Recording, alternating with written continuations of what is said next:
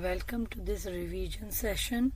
We will review facts, questions and model answers for parts A, B and C.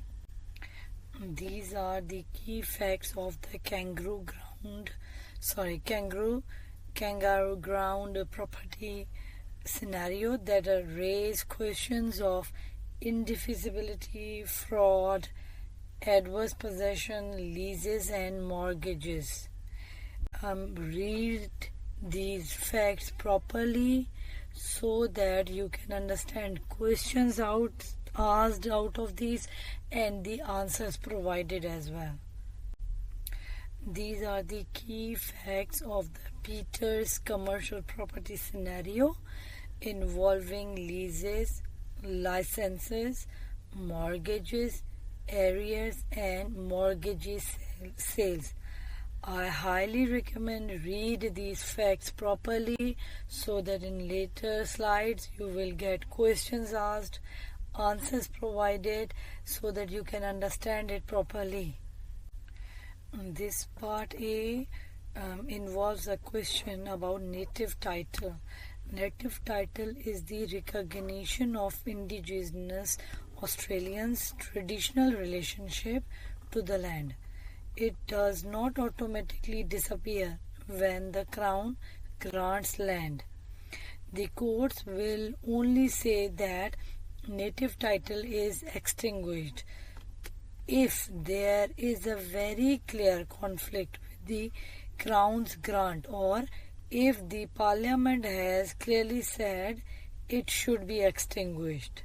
Next question involves a question about the scope of indivisibility. So indivisibility gives certainty to registered owners by protecting their title. However, this protection is not absolute. It will not protect someone who has gained title through fraud, and it cannot override valid equitable rights or statutory claims. This part of the question involves about competing interest.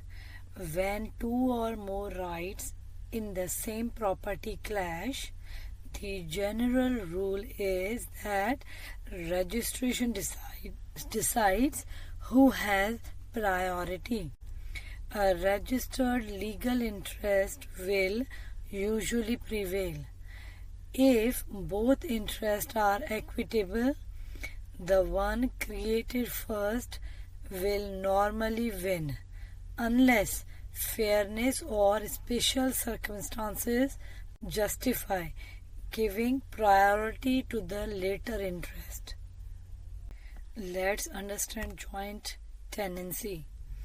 In a joint tenancy, when one co-owner dies, their share does not form part of their estate, but automatically passes to the surviving co-owners.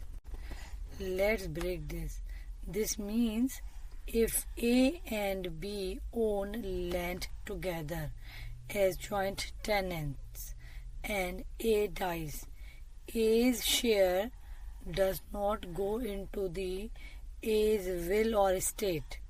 Instead, A's share immediately passes to B, the surviving co-owner, by a rule called the right of survivorship.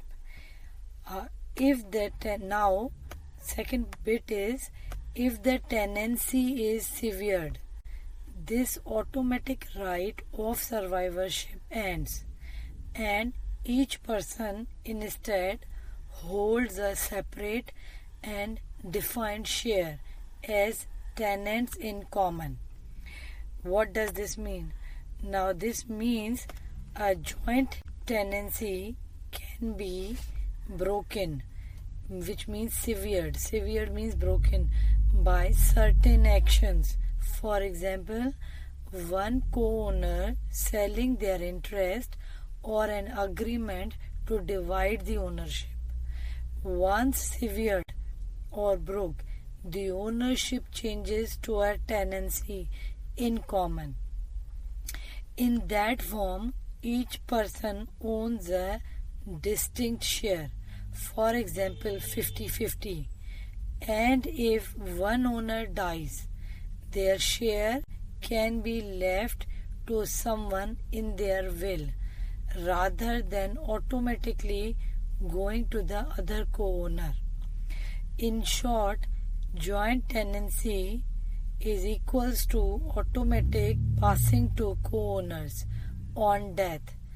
Tenancy in common is equals to each person's share in a separate and can be inherited too.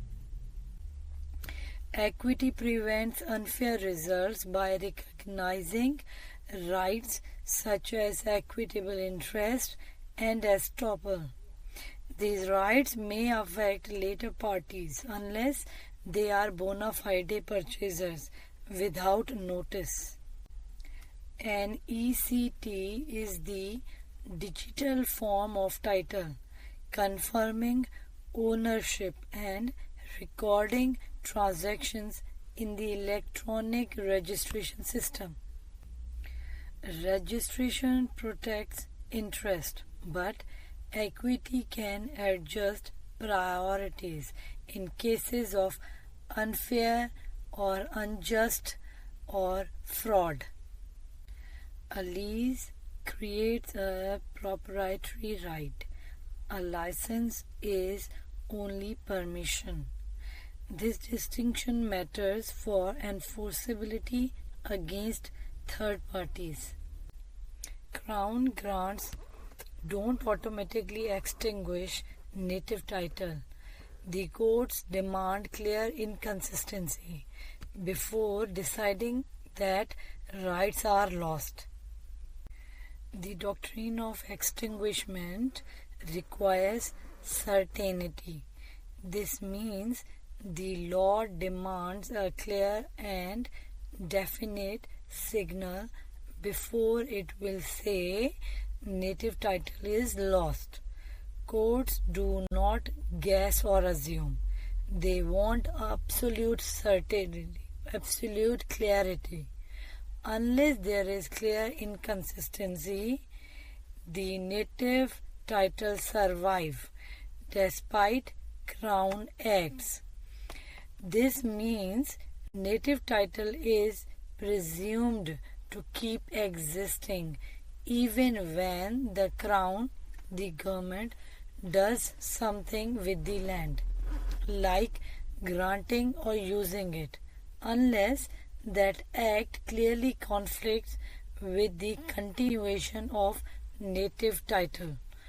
In short, native title is very strong. It stays in place unless the government's action is so clearly inconsistent that both cannot exist together. If there is any doubt, the courts will say native title survives. Please stop the screen for 2 seconds and read this para properly so that you can understand the question asked and the response provided.